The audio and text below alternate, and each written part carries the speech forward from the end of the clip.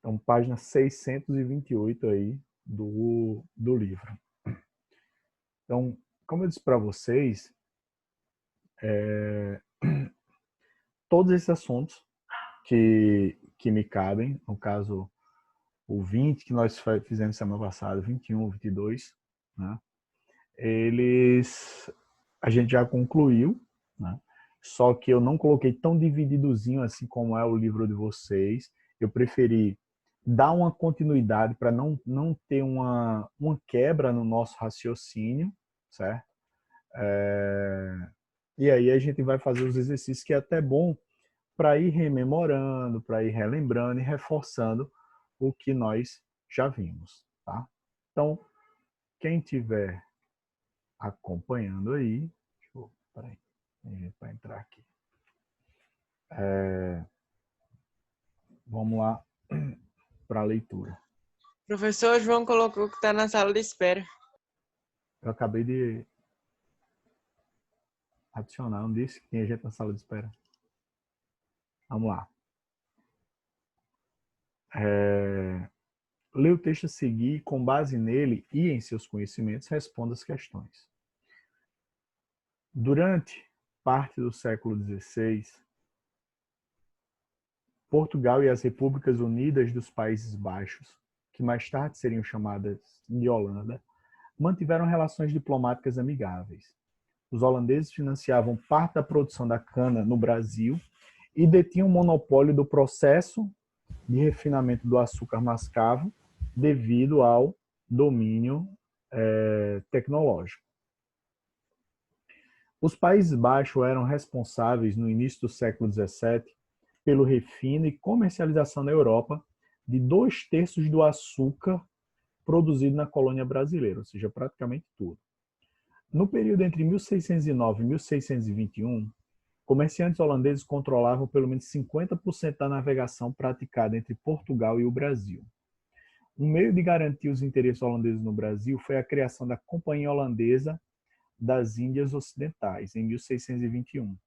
Segundo a historiadora Ana Carolina Halyuk Bragança, a empresa tinha como finalidade a introdução dos produtos tropicais brasileiros na Europa. A Companhia Holandesa das Índias Ocidentais instaura um regime de monopólio comercial de exportações e importações brasileiras. Isto significa que na região dominada, apenas ela poderia introduzir produtos europeus e apenas ela poderia comprar a produção dos locais. No caso dos tecidos, por exemplo, estima-se que os lucros da companhia com a venda no Brasil giravam em torno de 50% a 100%. Deixa eu admitir aqui, Caterina e Juana. Então, isso aí é para a gente ver. Então, primeira coisa, é essa aliança que havia entre Portugal e a Holanda, ou seja, apesar de no mercantilismo existir aquele chamado exclusivo colonial, tá? Mas existia um acordo aí feito, até porque Portugal não dominava todas as técnicas de controle, de refino ali do açúcar, então eles abriam mão e permitiam que a Holanda fizesse isso. Então, os chamados, hoje, Holanda, antigamente chamados de Países Baixos. Tá? Deixa eu só.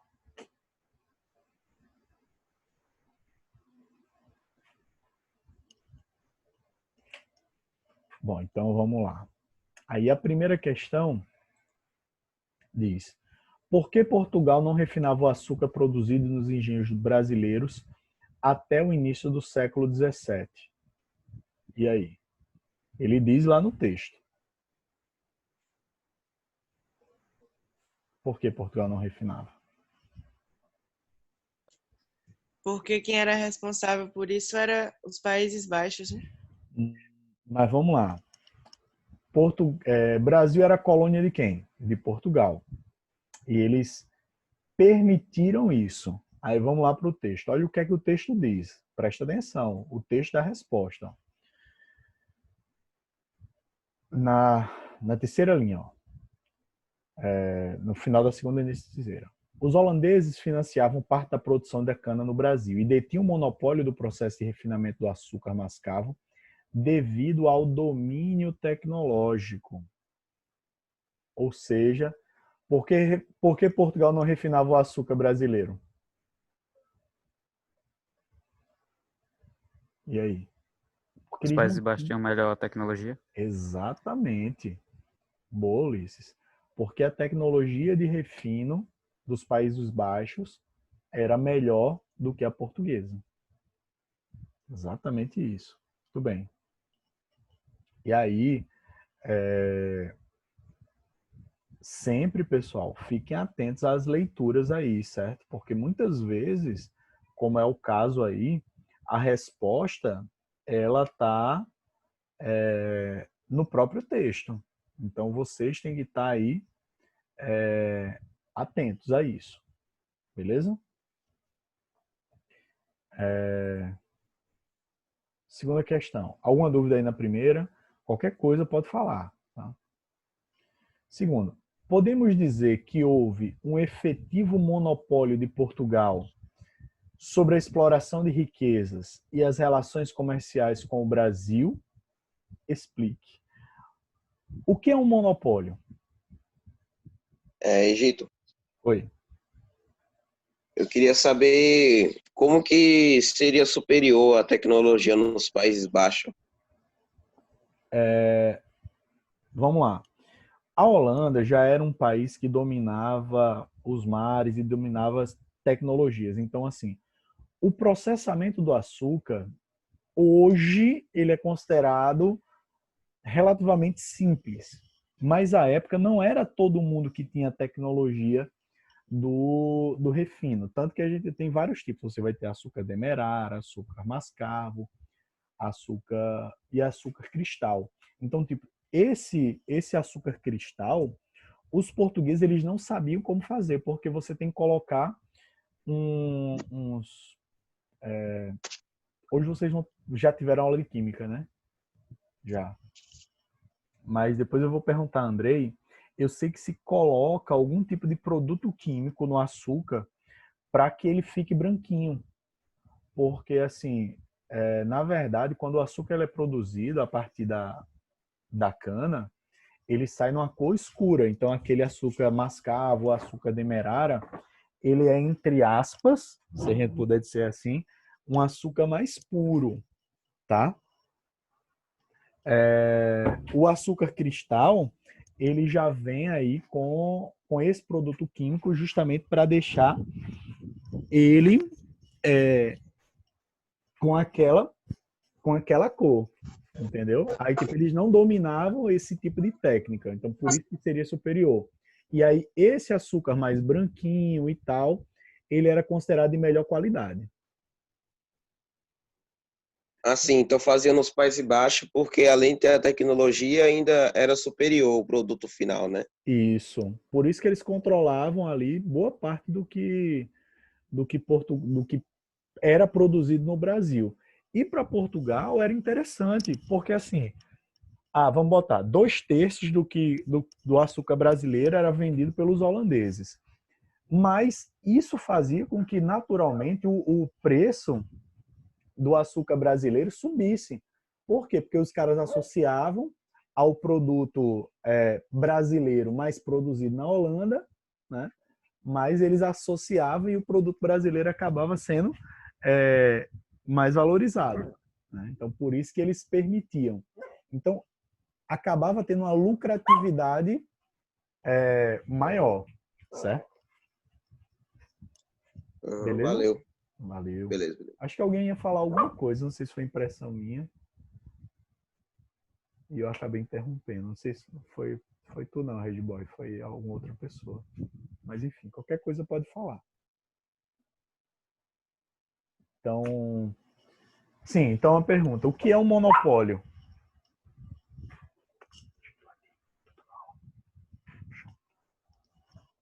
O que é um monopólio, pessoal? É quando uma empresa, no caso atualmente, é quando uma única empresa é responsável somente ela pelo comércio de algo, tipo Exato. a Apple e o iPhone. Isso, né? Então, é um monopólio. Por exemplo, a gente tem um monopólio aqui na Paraíba, a Cagepa. Você pode adquirir água de algum outro órgão? Não. Sempre vai vir da Cagepa. Mesmo que você tenha um poço na sua casa, você vai pagar taxas à Cagepa. Então, o monopólio é isso. É uma empresa que ela vai dominar um mercado, né? Como, como foi dito aí.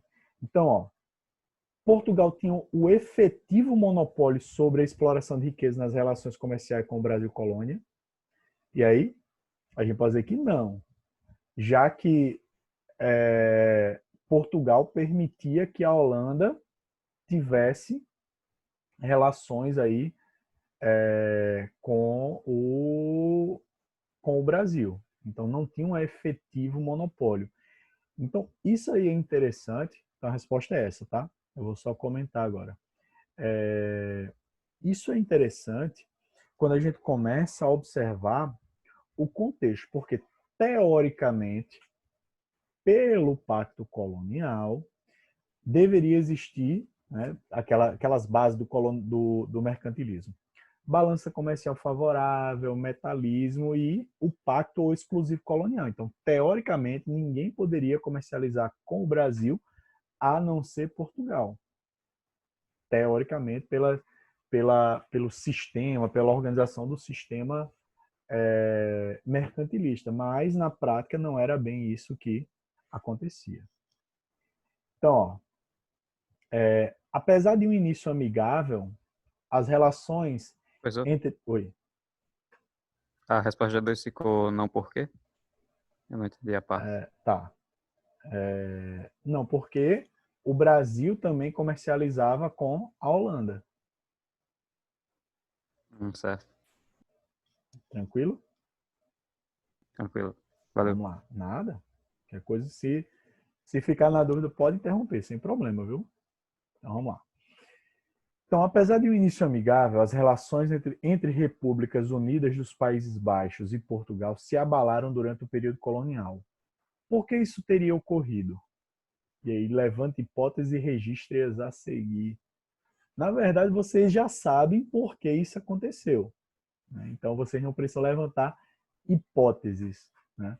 E aí, por que ocorreram essas tensões aí entre Holanda e Portugal? A Holanda invadiu o território da colônia. Por que o quê? Foi mal. Deu uma cortada aqui no meu áudio. A Holanda invadiu o território de quando ainda era colônia. Isso. E por que, né? Isso é um dos fatos do rompimento, né? E por que a Holanda invade o território de um aliado seu? Ou pelo menos de um aparente aliado? Aí é justamente o que a gente tratou, né, quando falou desse assunto. Os Países Baixos tinham sido uma colônia espanhola e haviam conseguido sua independência e tal, então havia rivalidades entre Espanha e a Holanda. Então, quando a Holanda, quando Portugal passa pelo período da União Ibérica, ou seja, Portugal e Espanha passam sob domínio ficam sob domínio do rei Filipe da Espanha, a Espanha chega para a Holanda e faz: ei, ferinha, aqui você não tem mais vez não. Você não vai mais comercializar com os territórios portugueses não, porque agora eles estão sob o meu domínio. Então ele corta relações. Então é exatamente por isso, porque como havia essa rivalidade entre Espanha e Holanda, agora Portugal e Espanha estão sob domínio espanhol, então naturalmente há essa resistência aí por parte dos espanhóis. Então a resposta é tipo Por que isso teria ocorrido? Por conta da união entre Holanda, desculpa, Holanda não, por conta da união entre Portugal e Espanha, já que esta havia sido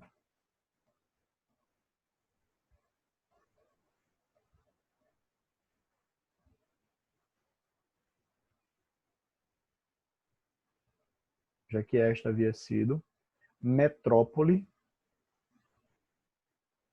da Holanda.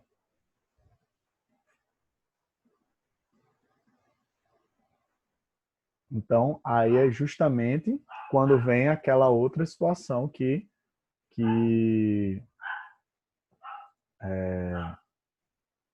acho que foi Gabriel que falou. Tipo, aí, por conta dessa proibição, eles invadem aqui o Brasil.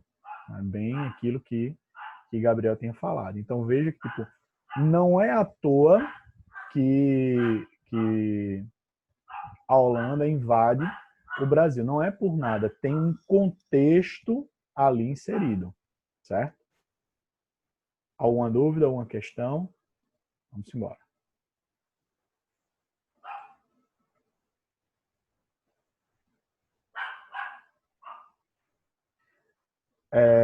Só um adendo, tá, pessoal? Eu peço para quando vocês forem mandar as atividades para mim, que mandem para o meu e-mail, tá? Por quê? Porque eventualmente eu apago tudo do meu celular e vai acabar perdendo, e eu vou acabar perdendo a atividade de vocês. Então, ontem eu falei isso para alguém, né? Aí eu vou pedir para Ronaldo, que mandou também, e tá mandando agora que eu já vi, estou com o celular aqui aberto do lado, para quando for mandar sempre para o meu e-mail, senão eu vou acabar perdendo as atividades. Qual é o seu e-mail, professor? Aquele que eu uso sempre, deixa eu colocar aqui, tá? Professor felipeegito@gmail.com. Beleza?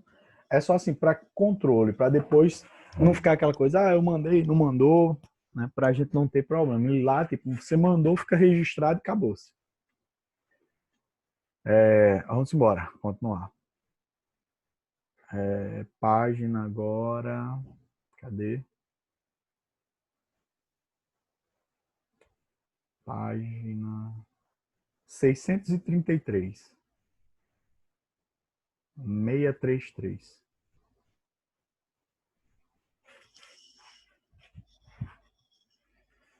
Aí eu já vou começar a ler.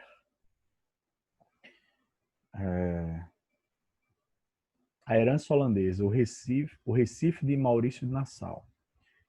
Entre 1634 e 1644, tempo que governou em terras brasileiras, Nassau provocou mudanças e foi responsável por muitos dos pioneirismos que tanto orgulham os pernambucanos.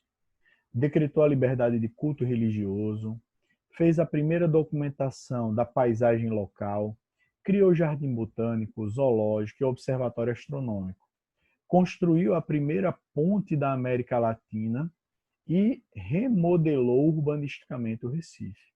Aquilo que a gente falou a gente já falou sobre tudo isso aí na época que falamos da União Ibérica. Dos prédios que compõem o centro histórico do Recife hoje, o chamado Recife Antigo, nenhum foi originalmente construído no período de domínio holandês. A herança urbanística aparece apenas nos traçados de ruas, na inspiração arquitetônica de prédios estreitos, além da disposição das edificações. Os imóveis compridos e estreitos da Rua do Imperador Dom Pedro II, no bairro de Santo Antônio, são um exemplo desse legado. De acordo com a historiadora Eliane Nascimento, autora da tese Olinda, uma leitura histórica psicanalítica da memória sobre a cidade, Nassau escolheu o Recife como sede do seu governo por achar Olinda, pelas características topográficas, mais difícil para defesa e fortificação. Destaca-se ainda o fato de o Recife ser cortado por rios e a beira-mar, muito mais próximo das características das terras e cidades holandesas, pontua a pesquisadora da Universidade Federal da Bahia. E aí vejam, teoricamente, pelas características, se você for pegar de um ponto de vista militar, Olinda é mais fácil de defender, porque Olinda fica em cima de morros. Então, tipo, é uma defesa muito mais fácil. Você vê o inimigo chegando mais rápido. Mas como havia essa característica muito semelhante ao que tinha na Holanda, isso foi um dos fatores que fez Nassau priorizar o Recife. Então, ó, como um quebra-cabeça, pequenas peças espalhadas por museus do Recife remontam o período do domínio holandês em Pernambuco. Pontos turísticos da cidade.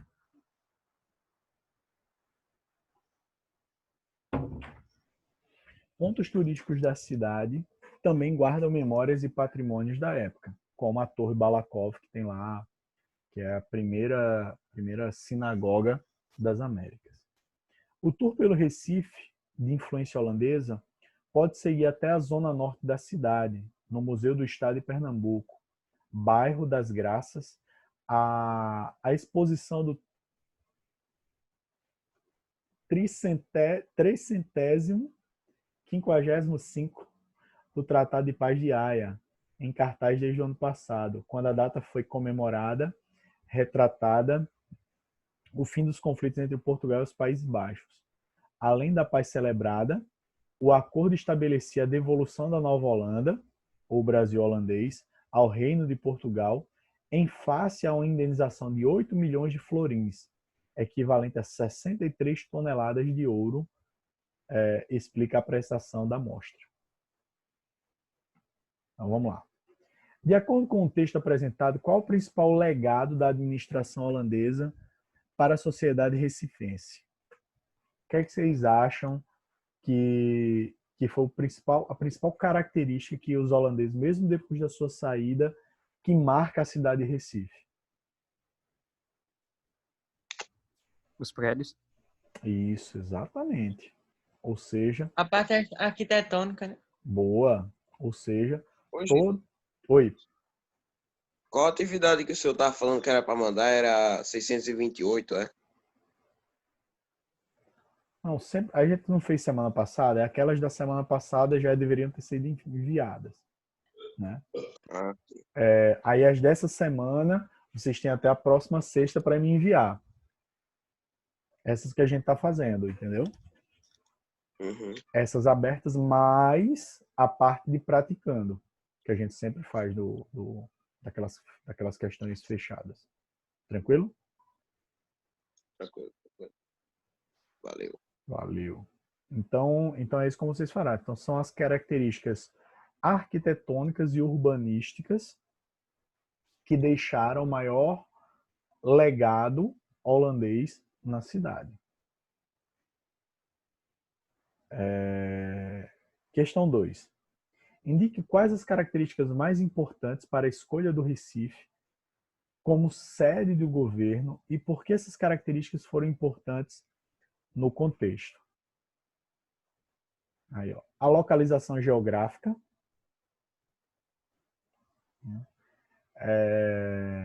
construção de fortes e a semelhança com a Holanda. Então, são essas três características. A localização geográfica, vírgula, a construção de fortes e a semelhança com as terras holandesas.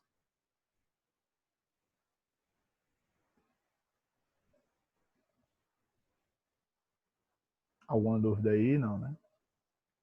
Tranquilo.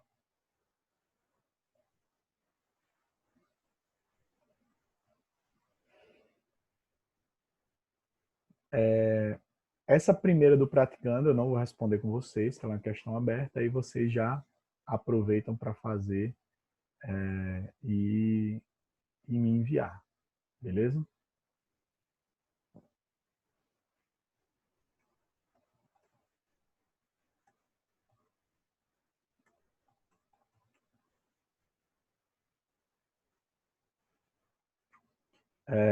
Deixa eu fazer a chamada aqui, Rapidex. Egito, Oi. minha mãe chegou agora e não deu tempo de perguntar. Quer dizer, eu queria perguntar em que aspecto a cidade de Recife era semelhante à Holanda. Pronto. Então, assim, primeiro, ela é construída abaixo do nível do mar, é cortada por rios, tem a saída para o mar, então acaba sendo, geograficamente, se você for analisar, por exemplo, Recife e Amsterdã, elas são muito semelhantes, geograficamente falando. Não em questão de clima, essas coisas aí não, né? Mas em outros pontos elas são relativamente semelhantes. Deixa eu ver aqui. Alicia presente. Aí, valeu. Valeu. Andrei faltou. Antônio tá aí, Antônio Neto. Aurélia tá aí. Carlos faltou. Caroline faltou. Débora tá aí. Eduardo faltou. Elber faltou. Eliseu tá aí. Franciele tá aí. Gabriel tá aí. Hanna tá aí. Everton tá aí. João Neto tá aí. Zé Vitor faltou. Josias faltou. Juana tá aí. Caterine tá aí. Lucas faltou. Luiz Felipe faltou. Luiz Henrique tá aí. Marissa faltou. Maria Clara Santos estão aí. Maria Caroline faltou. Maria Rita faltou. Maria Vitória tá aí. Matheus tá aí. Miele faltou. Regiboy tá aí. Ronaldo tá aí. Sara tá aí. Ulisses tá aí. Vitor faltou.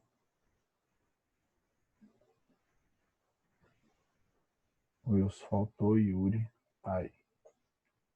Que aí, sempre ao final da aula agora, eu tô passando o relatório de quem vem e quem não vem para a aula, porque aí eles entram em contato com os papis. Egito, o senhor é lindo, cara. Hã? O senhor é lindo. Sai daí, vai assistir tua aula. Eu tô assistindo a aula de Mongo, aí. Escuta. Agora, setores da economia. Denuncia pra Monga depois. Denuncia que isso aí não presta, não. Isso aí E a maquiagem, Lu Anderson? Manda travasar pra ele. Vamos lá. Vamos para a segunda questão aqui do prática, tá? Manda o travasar, porque meu celular é um Xiaomi. Vamos lá. Foram, respectivamente, fatores importantes para a ocupação holandesa no Nordeste e sua posterior expulsão. E aí eu vejo, respectivamente, ou seja, tem que estar na ordem correta, tá?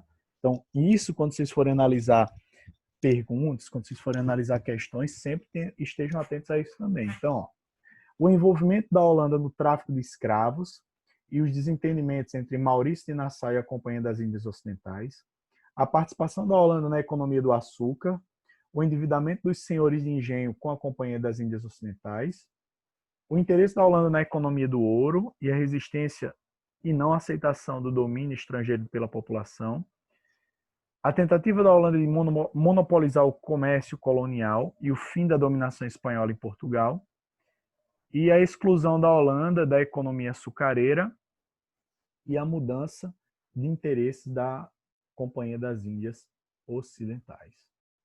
Vou responder essa, que vai dar tempo, só essa mesmo. Então, ó, envolvimento da Holanda com o tráfico de escravos. Não, a Holanda não se preocupa com isso. Ela tinha comércios que eram mais lucrativos. Então, a Holanda ela não não se prende a esse tipo de comércio. Então, a letra A já está errada. Vamos para B. Participação da Holanda na economia do açúcar. Opa, tá certo, né? Que é justamente a ocupação foi por conta disso. E o endividamento dos senhores de engenho com a Companhia das Índias Ocidentais. Correto também, que é justamente isso que vai fazer com que os senhores de engenho apoiem o governo português na expulsão dos holandeses. A C. O interesse dos holandeses na economia do ouro.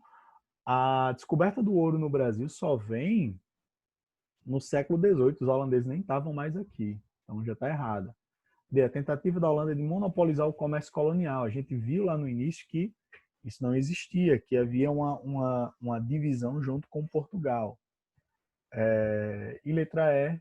A exclusão da Holanda da economia açucareira, né? E a mudança de interesse das companhias das Índias Ocidentais. A mesma coisa, as duas estão erradas, certo? Então, ó, aí fica faltando A1, A3, a parte de praticando, que a gente não respondeu, certo? E as que a gente já respondeu, eu aguardo no meu e-mail até a próxima semana, tá bom? Então, um abraço, pessoal. Oi, Gito. Quinta-feira não tem aula, como eu disse. Aulas a gente só vai ter na sexta-feira, por enquanto. Fala, Gabriel. Então é para enviar as outras atividades até esse praticando? Ou é só essas que a gente fez? Essas abertas que tem lá no corpo do texto. E dessas partes fechadas aí, só a parte do praticando. Mas só dessa unidade ou das anteriores também? Da anterior, né? Que os outros assuntos são de John, né? Então o meu só pega de colonização portuguesa em diante. Quem já enviou no seu WhatsApp semana passada a outra, precisa enviar no seu e-mail? Manda pro e-mail, Ronaldo, porque assim eu fico com medo de perder e dar problema, entendeu? Então assim, para evitar, eu acho melhor. Tranquilo? Beleza, Gabriel? Alguma dúvida mais? Não, só isso.